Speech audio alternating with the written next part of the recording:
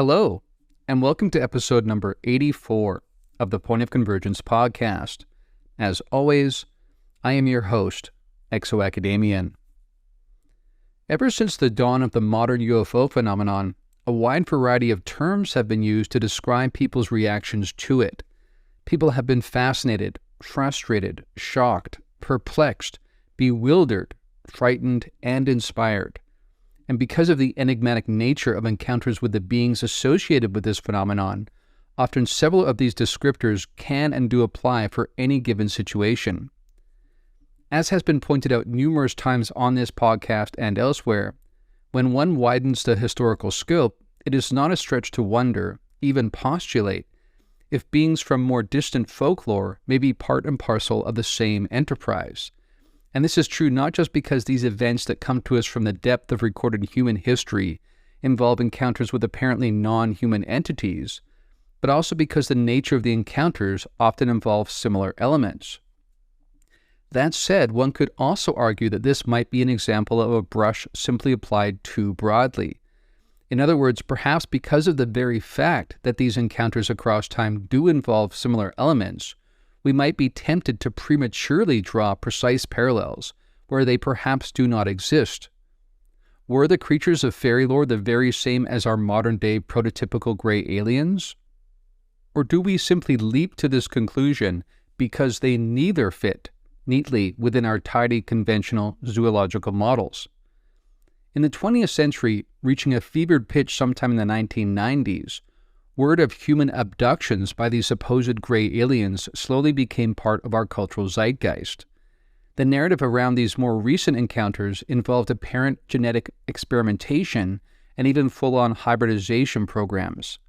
Again, though, if we widen the scope once more, one could postulate that some of the apparently anomalous leaps in our species' cognitive capacity throughout hominin history were also the fruit of similar genetic intervention and augmentation programs. People have also wondered aloud if the UFO phenomenon marks the beginning of a new religious trend.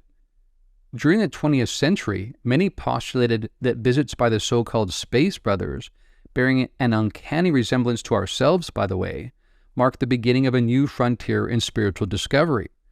But again, if we step back, adopting the 30,000-foot view, one can logically question if the very seed of religious belief and practice for our species, from our very earliest creeds on, were also the fruit, either directly or indirectly, of encounters with these same anomalous beings. Which leads us to some pressing questions. Are these beings the same groups of entities interacting and shaping us over time? Or is our imagination simply so limited that we have inappropriately drawn parallels where they simply don't exist, opening up the possibility that perhaps our ontological landscape is simply much more complex and diverse than we've yet been able to really fathom, let alone truly reckon with. While the history of anomalous encounters seemingly goes right back to the dawn of our civilization, more recent events raise a particularly pressing question. Does the apparent increase in our species' interaction with some of these non-conventional beings in recent history, paired with what one could argue is a seeming march towards a cataclysmic collapse of our own making, suggest that while interactions with non-conventional entities have existed across the breadth of human history, that they are now nearing some kind of culmination point, where, as some of the experiencer narrative would suggest, this results in a situation where everything and everyone is left completely different afterwards. And furthermore, is this coming apex inflection point terminal or transformational for our civilization, and perhaps even both? These are the daunting, challenging, and awe-inspiring matters we'll seek to engage with in this, the 84th episode of the Point of Convergence podcast.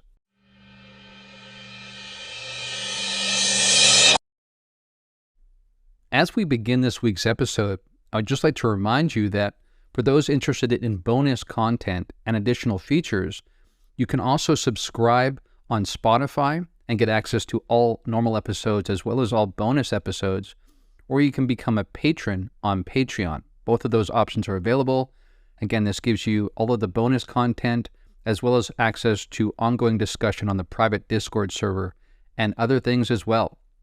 I just launched, for instance, the second episode in the feature series on the raw contact material, and we're going to touch on the raw material a little bit today as well. But moving on to today's topic, we are going to talk about the big picture, ask some open-ended questions, take the macro view seen across human history, while also asking what I would suggest is a very key question. Is there something unique about now?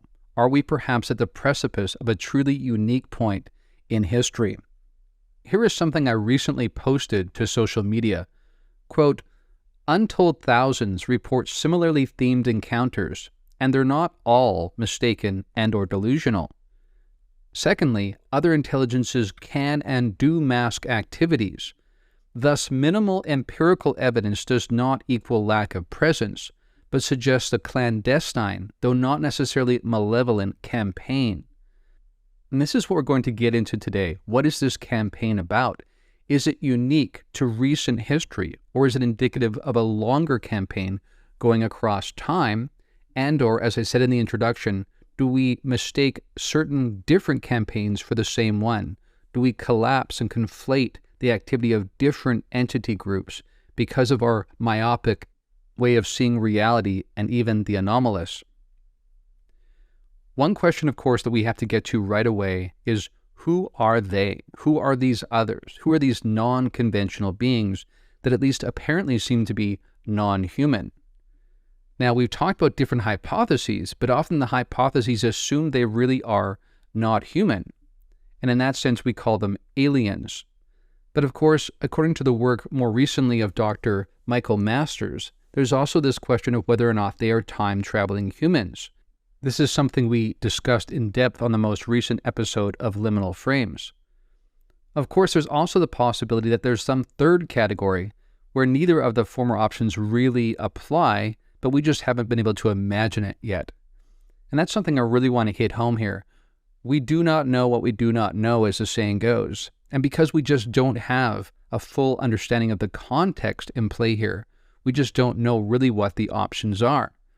As I often quote Jacques Vallée, he said, "What the UFO phenomenon teaches us is that we do not understand space-time." That is clear. And as I've been saying over numerous podcast episodes, this is not just something Jacques Vallée is saying.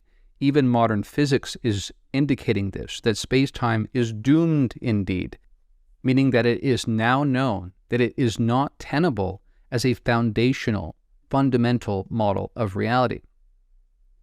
But let's get back to our question here about who they are. Are they aliens, or are they time-traveling humans, or are they at least somehow some kind of entity that is connected to us? Let's again talk about the evidence for the fact that they are uniquely connected to us. And this fact, regardless of exactly how they are connected to us, should be profound when we really pinpoint just how similar they are to us, how much we have in common. It says something remarkably significant that sometimes goes missed because perhaps, again, in our myopia, we assume that space aliens might look something like us. But of course, the most cutting-edge scientists who've really thought about this and thought about evolutionary processes on different planets, they've long concluded that they would not likely look anything like us, and furthermore, would be very unlikely to be able to communicate with us. And yet, not only do we communicate with them, but they sometimes speak to us in what seems like our native language, and or both of us, them and us, can speak or communicate, I should say, in a kind of telepathic way, just mind-to-mind communication. Now, we could argue that perhaps this is just something that higher-order beings learn to do across the cosmos, which, of course, if that's true, that itself is a profound statement saying something about the underlying nature of reality and our connection to everything that is. But even on our more superficial level, the fact that we share that telepathic communication with them suggests, again, a unique bond between us, some sort of connection point. So let's talk about the possibility that they are us from the future for a moment. Again, here I'm going to read from the work of Dr. Michael Masters. Who is he?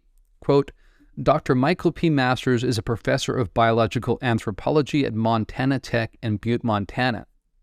After receiving a PhD in anthropology from the Ohio State University in 2009, where he specialized in hominin evolutionary anatomy, modern human variation, archaeology, and biomedicine, Dr. Masters spent the following decade developing a broad academic background that unites multiple scientific disciplines with the aim of elucidating a currently unexplained phenomenon. Remaining vigilant in his own skepticism, Dr. Masters continues this research with the intent of initiating informed dialogue about UFOs via an objective method of inquiry that is firmly rooted in science and the principle of parsimony, unquote. And that's key there, the principle of parsimony. Again, I touched on this in the Liminal Frames episode. What is the simplest explanation here? What involves the least number of leaps? When we look at who these beings are, how they appear, how they communicate to us, you cannot get past the fact that they seem to be connected to us, may in fact even be us in some way. Although again, I would suggest we try to keep the aperture open here in terms of exactly how they are connected with us. Because again, as we already said, we do not really understand space-time. And because of that, then the connection may be beyond what it appears to be at first blush. Indeed, space-time is ultimately not foundational. In many ways can be seen as illusory or certainly not ultimately foundational. But let's think about some of the connection points, some of the overlap between us and them, while also holding aside for a second the question of exactly how they are therefore connected to us. I want to quote here from the Extratempestrial Model, which is the second book that Masters has written on this particular topic. Quote, "As mentioned above, it is improbable that extraterrestrial aliens would evolve to look or act like us. The odds are very low that another two-legged, upright walking hominin with 2 eyes, a nose, a mouth, 5 digits on each hand and foot, and an enlarged brain and neurocranium would evolve again in a separate solar system. It is even less likely when considering the specific environmental and biocultural factors that culminated in our complex condition, making our species unique among the plethora of organisms on this planet. Taking into consideration countless consistent reports provided by sound-minded individuals who assert that they have seen or interacted with these beings, both they and us seemingly share numerous derived characteristics unique to the hominin lineage. Among the most recognizable of these is our bipedal form of locomotion, or upright walking, which is the trait that defines our hominin lineage. Reports of close encounters also indicate that we and the visitors share traits like bilateral symmetry, relative hairlessness, dexterous hands, sexual reproduction, the lack of a tail, which is also rare on Earth, a large and globular brain, big eyes, and a small nose and mouth. These shared derived traits are unlikely to arise in alien creatures that underwent a separate evolutionary trajectory on a different planet elsewhere in the universe. Other scientists are also skeptical about the universality of intelligent life on other planets, or that extraterrestrial beings would evolve to look anything like us," unquote. So that is quite a compelling quote. Again, some might suggest that perhaps evolution is not as ultimately explanatorily powerful as it purports to be at this point in our history. That may indeed be the case, but what I really want to draw our attention to here is just how similar we are to these beings. There seems to be some connection point. So what does that mean? Now, what this opens up, of course, is the possibility that if they are us from the future, then perhaps they are here playing with history, not just observing, but actually playing. And of course, this raises other questions, which again speaks to just how uninformed we are in some ways. I think that what we should do, what we should employ when we're thinking about these matters is be honest, be humble about how much we don't know and how much there is that we don't know that we don't know. We don't really understand space-time, and again, there's evidence that space-time itself is not even foundational and ultimately may be illusory, may even be a product of our evolutionary trajectory and the way we've learned to navigate an underlying reality that we never actually interact with directly. And we'll get to that later in the episode, including speaking about the work of Donald Hoffman. But let's think about this playing with history notion. I thought about something along these lines. Joe McMoneagle, who has this remarkable remote viewing and psi capacity in general, was tasked one time with actually going aboard a plane in history from the 1970s that crashed. And he actually was tasked with finding out what kind of detonation device was used. Now, remarkably, he was able to seemingly go back in time and observe what happened and where the device was, what kind of device it was, etc. So that is already remarkable in itself. But what really stands out to me was when he pointed out that people on the plane, on board the craft, who were about to be blown to smithereens, unfortunately, could see him as he went onto that scene to observe it. And so in that sense, he was, again, not just an observer. You could argue theoretically, basically, he was changing the timeline because they could see him, and perhaps that would make them act in different ways. Now, those ways might have been inconsequential in terms of what happened. The plane still blew up. But nevertheless, the fact that they saw him suggests that this allows us to change the timeline, that merely by introducing a new factor, you change things. Now, one of the notions I want to introduce today is the idea that this may not just be a question of, are these aliens or us from the future? And when I say aliens, I mean space aliens or interdimensional aliens, whatever that means. We'll also get into that. But what I also want to introduce again in extending our viewpoint here, trying to take a larger, more expansive vantage point here, is to suggest that both could be going on in the sense that some of these overarching alien groups who truly are alien to us in some ways are actually waiting and watching as our species not just goes through the process of expanding and understanding space, but also standing by watching the kindergarten class, if you will, as it begins to experiment with time. So in other words, both could be true. We could have aliens in the largest sense, those really not connected to us through a direct hominin lineage, like Masters would suggest, but that we also have ones more related to us, more recently related to us, who are actually interacting with our timeline. And part of our evolution as a species, as a collective consciousness, involves also learning the lessons of playing with timelines, if you will. I also want to point out here again that we do not understand space-time. And because of that, I sometimes laugh when I hear people making remarkably static and solid statements about how time travel would work. The truth is we really don't know. Again, we really don't know what we don't know. We have notions of space-time right now, and it's funny when you think about it because on the one hand, some physicists like Nima Arkani Hamed, as I've discussed before, are suggesting that space-time is doomed as a model altogether. It cannot be foundational. It must be a derivative of some deeper structure. So to speak about how we move through time as well as space is kind of, you could argue, missing the point. This may be happening at a deeper structure, and we just see the derivative aspects of this, where it looks like movements in space and time. And again, I've been saying for a long time now that I think it's likely that these beings, many of them, are interacting in that deeper structure of reality. And again, I want to point out again that what we see of reality, how we experience reality, is not what it seems. We are experiencing an interface, a desktop interface, as Donald Hoffman would say, and we'll get to that later. But that's one thing when we think about the big questions here and the big picture. This is something that has shifted since the 1990s. In the 1990s, experiencers, abductees/contactees, were forced by people who assumed there was an objective consensus reality to explain how these things could have happened, assuming that what we see and experience is objective reality, and therefore these other things can't fit within that.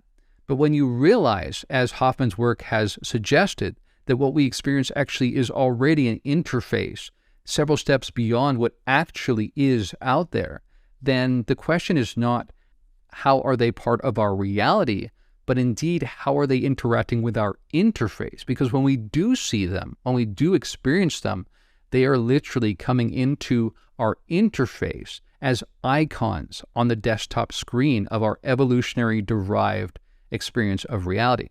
That's a different way to think about it, and that's something that's different than it was in the 1990s, and I want to keep that point front and center as we continue to ask ourselves, what does this all mean? Who are these beings? Who are we? And what is reality? And to that point, I now want to quote another tweet that I made on social media. Quote, "We do need a multidisciplinary academic approach to understanding the so-called paranormal. But that effort needs to be a wide-open, imaginative enterprise, willing to rebuild from the foundation up if necessary. Otherwise, phenomena that will not fit within the prevailing physicalist model will yet again be disinvited to the party, and not because they are unreal, but simply because they are inconvenient." Unquote. This is really key. I welcome, as I say, this academic approach. We should have scientists come in and try to examine this data, and perhaps even conduct experiments to try to learn more about it. But there are some things from history we already know. We think about what Colm Kelleher has said about experiments that were conducted at Skinwalker Ranch. And John Alexander has made similar points. And that is that these beings, this intelligence, whatever it is, seems to operate beyond, again, our parameters of space-time. It seems to know what we're going to do before we do it. And of course, scientists coming in assuming that people are just mistaking prosaic matters for something extraordinary, assume that we just haven't thought about conducting experiments, actually identifying different variables, playing with specific variables to learn things about this. Of course, people have tried that. It was exactly the approach at Skinwalker Ranch, and for two completely different groups as well. You've got Brandon Pugel's group doing that more recently, but Robert Bigelow's group did it historically. And what was found was that, again, they would play with the experiments themselves. They would mess with the constants that we were trying to set up. And when you do that, that really calls into question the way that you can actually empirically investigate this entire enterprise, which again is not to say that we shouldn't try, but the fact that we're seeing that evidence itself should tell us something about the nature of reality, and the fact that when we're not alone, when there are other intelligent beings on the scene, then we can't assume that we're always observing constants. We may be seeing things that are already being manipulated at a higher level, again, which speaks to what is reality and what are we experiencing of that reality. And speaking of the nature of reality as opposed to the way we experience that reality, I'd now like to bring a different factor into the equation. And that has to do with how our memories even may not fully reflect what has actually gone on. And here I think about someone like Robert Hastings, who only recently came out as an abductee, as a contactee. And he didn't just recently come out because he was concerned that that would impact, perhaps negatively impact, people's perception of his lifelong work around UFOs and nukes, but also because he himself only more recently became aware that he is an abductee/contactee. And this is depicted in the book Confession, Our Hidden Alien Encounters Revealed by Robert Hastings and Bob Jacobs. And I want to read the description for that book here to give you some context. Quote, "Two well-known figures in ufology, UFOs and nukes researcher Robert Hastings and military whistleblower Dr. Bob Jacobs, divulged their long-hidden status as experiencers.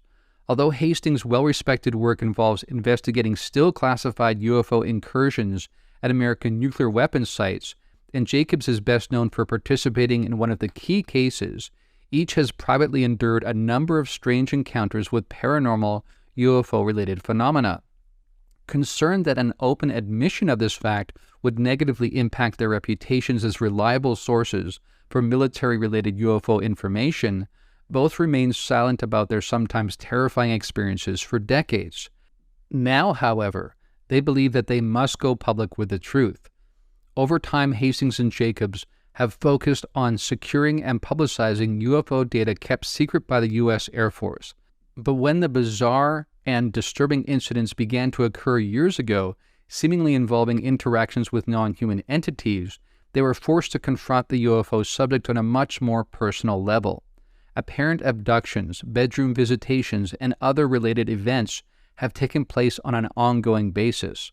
While the authors do not pretend to understand the situation or the reasons for their involvement in it, they are convinced of the physical reality of their encounters." Unquote. So this is really, really key here, because what this suggests, again, is that we do not know what we do not know.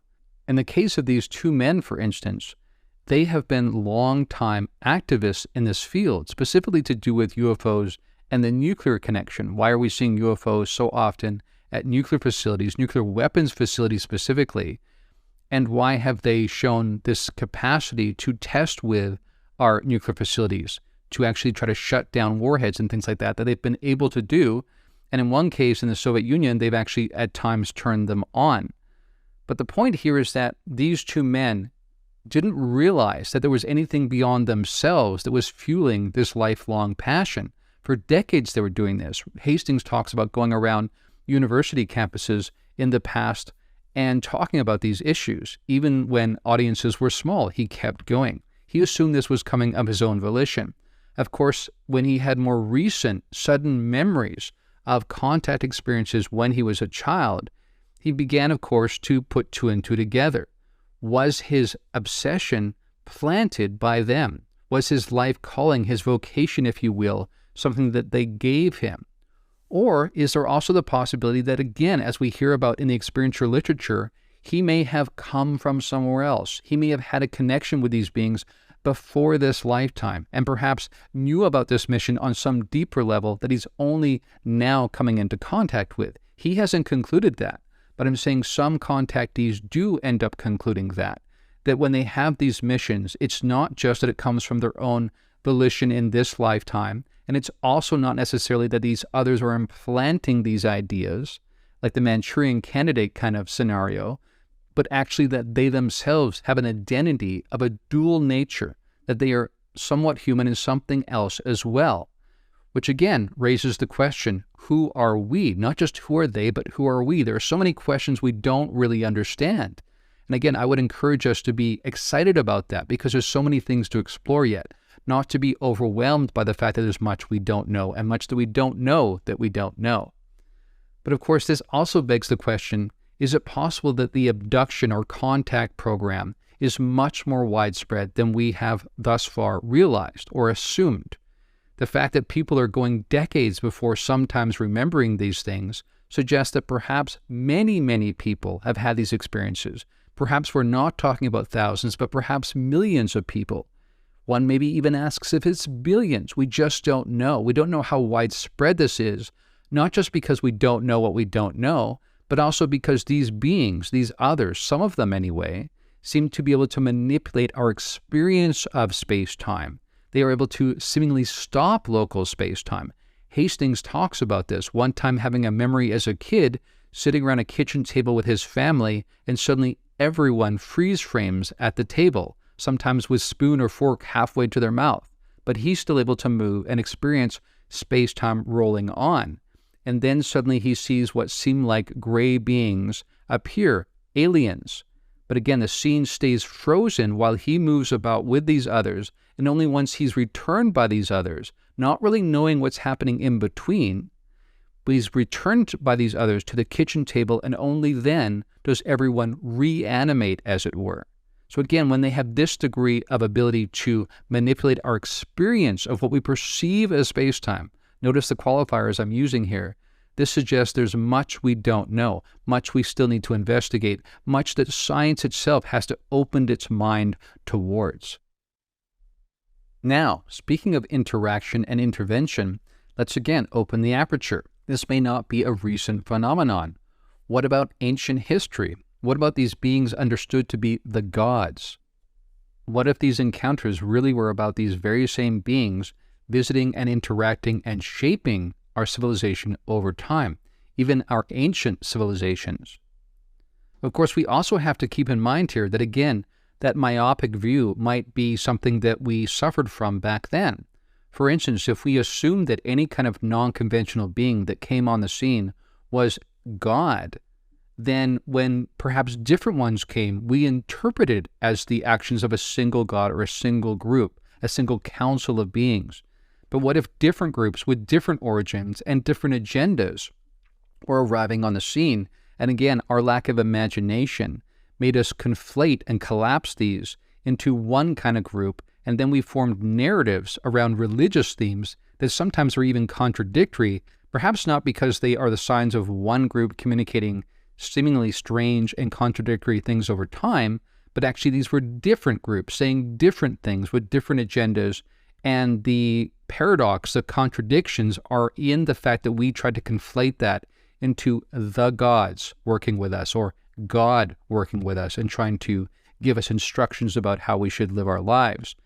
Again, when you think about how we've looked at this phenomenon, much of it not just comes down to what has happened, but how we've interpreted what has happened. And it's key to parse those two out when we think about the history.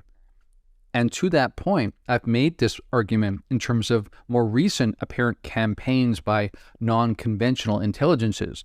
Again, I hesitate from saying aliens because some of them may be us from the future, again, somehow us as well. But part of the problem is when people look at the data as one totality, they see what appears to be contradictory actions and messages. And therefore, we've even assumed there's a trickster element to this. I'm not saying there is not a trickster element, but I'm saying that if you take actually what are, say, 4 distinct patterns, I'm just picking a number here, and you assume it's actually one pattern, then when you do that conflation, you're going to see things that seem contradictory, that seem to turn back on themselves. And that may be because actually we have numerous distinct patterns that, because they are all of a non-conventional nature, we conflate and collapse into one pattern and then marvel at the fact that we can't make much sense of it.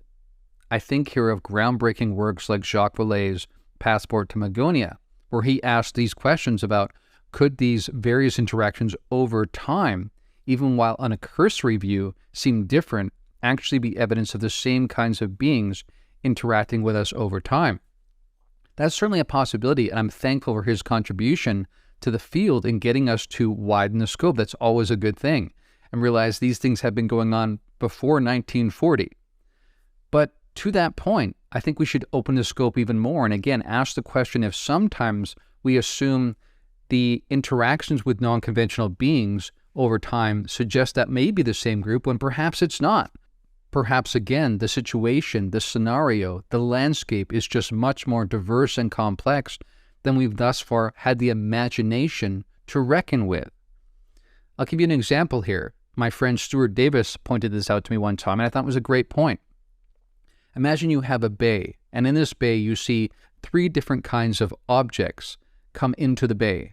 First you see a swan wander in, and then perhaps thousands of years later, ancestors of those first people that viewed the swan notice a canoe rowing up from a neighboring tribe perhaps. And then you go again forward 1,000 years, and suddenly you have a nuclear submarine coming into the bay. Now, those are 3 distinct groups/entities/origin sources. They are not related to each other than they are beings on the vast landscape. But a swan, a canoe with someone rowing it, and a nuclear submarine are very different things. When we think about it that way, we realize it's somewhat foolhardy to assume that this is one strange entity manifesting in different guises over time. First as a swan, then as a canoe, then as a nuclear submarine. What does that mean? Why is it tricking us with these different appearances, when actually the truth is these are just 3 different entities altogether? So that's something to keep in mind. Sometimes our assumptions, the things we leap to, actually bias the way we see the data and blind us, more importantly, to how we might see the data differently. And further to that point, I'd like to now draw our attention to this notion that some of this genetic manipulation, some of these hybridization programs may be, as some suggest, part of a campaign where they are trying to take over the world. They are slowly changing us to make us like zombie beings so they can later come in without facing any kind of resistance as they take us over and take the planet for themselves, perhaps making us slaves in the process, zombie slaves on top of that. I'm not saying that's not a possibility, but I'm also saying that again bears a striking resemblance to our recent colonial history. This is a kind of cosmic colonialism, you could call it. But again, I would question whether or not these beings that seem to operate in a 5D kind of environment would act this way. This is like playing 3D chess for 5D beings. Why would they do it that way? Why would they need to do it that way? Again, they are able to manipulate our very experience of space-time, therefore what we perceive as reality. If they are working to nefarious ends, they could do so in a way that we would never even be aware. So again, to apply these notions of 3D chess moves to 5D beings seems to me somewhat foolhardy at best.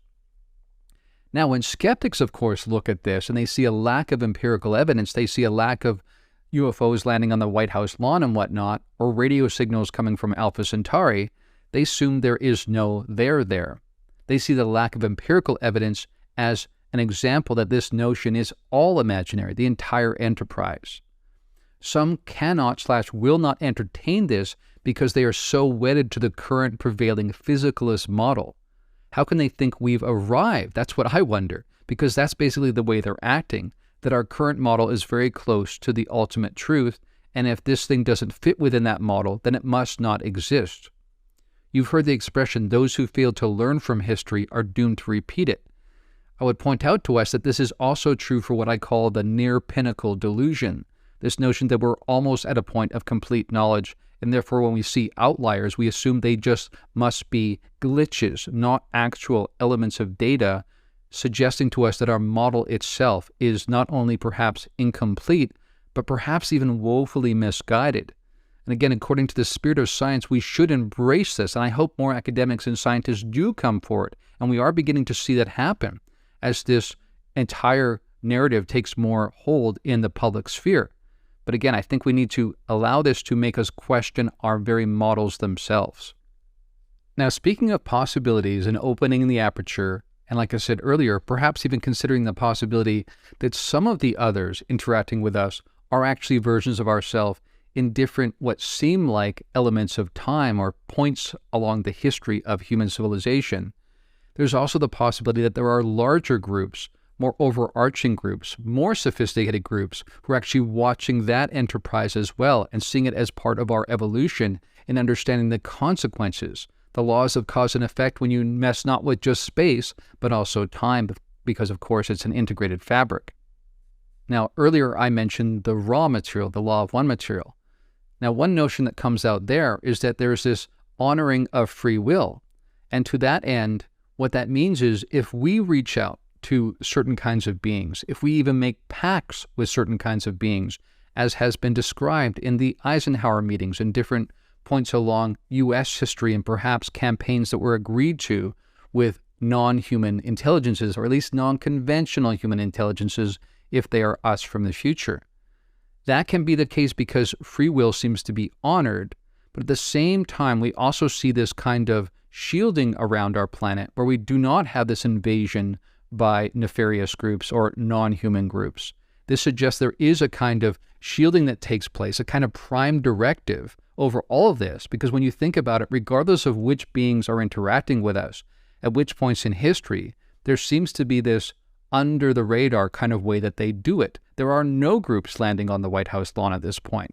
So there seems like there are some basic overall rules or guidelines, but also within that, you have some groups that perhaps are very benevolent, very evolved, very far along the spiral of consciousness development, and other ones that are more technologically sophisticated than us perhaps, but not necessarily that much further along morally. And again, this could all work together because this could be part of the process of us learning about our decisions.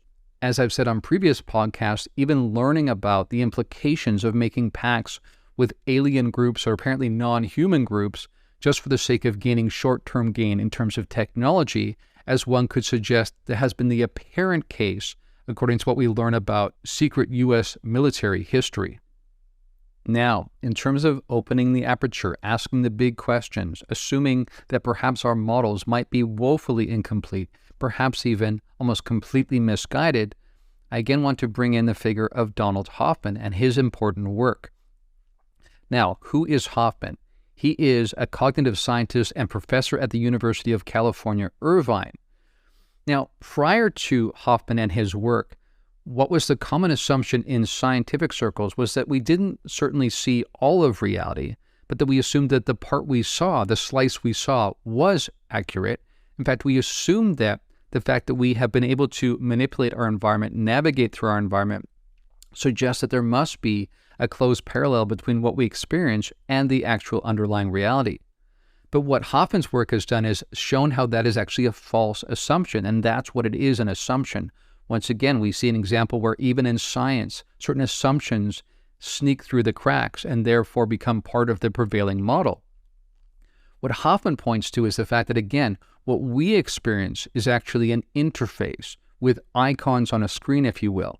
And when you look at a garbage can or a trash icon on a computer screen, of course, that's not indicative of the underlying reality, which is binary code and those kinds of things. It actually is just something that appears as an icon that makes it easy for us to navigate around that desktop. Again, he's saying that our experience of reality itself is like that. want to give a few quotes from him here. Quote, "This critique also misreads the Copernican revolution. Yes, our perceptions mislead us about our place in the universe, but its deeper message is this. Our perceptions can mislead us about the very nature of the universe itself. We are prone to falsely believe that certain limitations and idiosyncrasies of our perceptions are genuine insights into objective reality."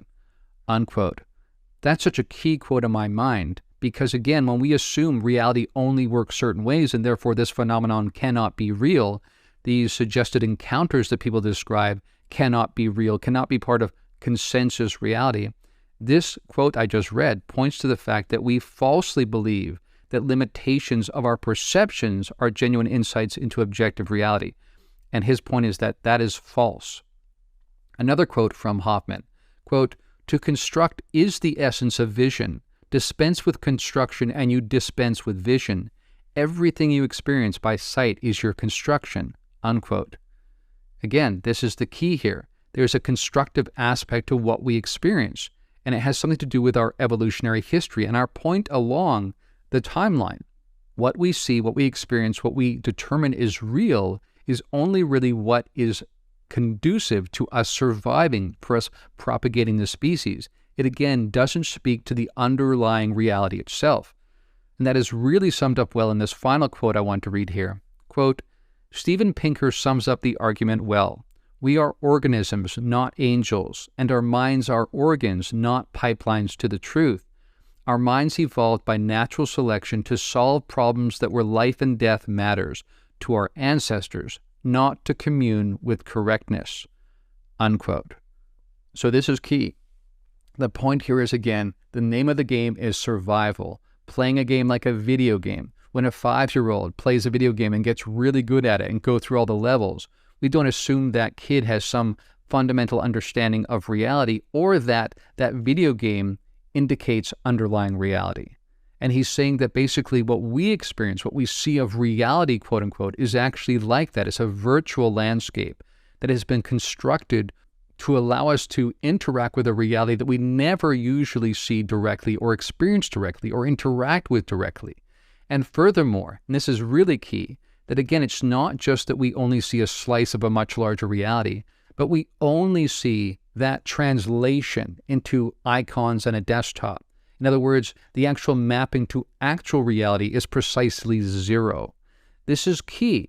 And this is very interesting when you think about the fact that so many people that have non-conventional experiences, whether they be near-death experiences of out-of-body experiences, or psychedelic journeys, or parapsychological experiences, or encounters with apparently alien beings.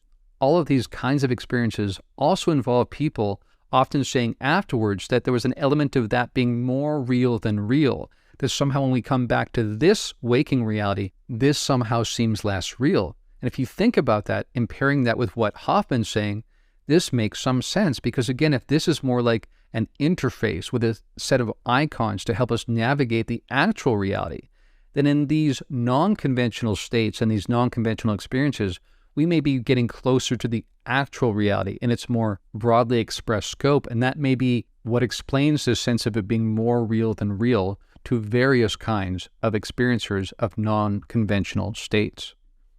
Now, as we draw this episode to a close, I would like to touch on this element that has been so common in these kinds of encounters with these non-conventional beings across time. This notion of a coming cataclysm, even perhaps a full-on apocalypse. Now again, we think back to religious history and how there's this discussion about these kinds of things in various religious traditions, about the end of time coming eventually. Again, was that a prophecy, or was that actually beings providing messages because they can move through time and they know what's coming?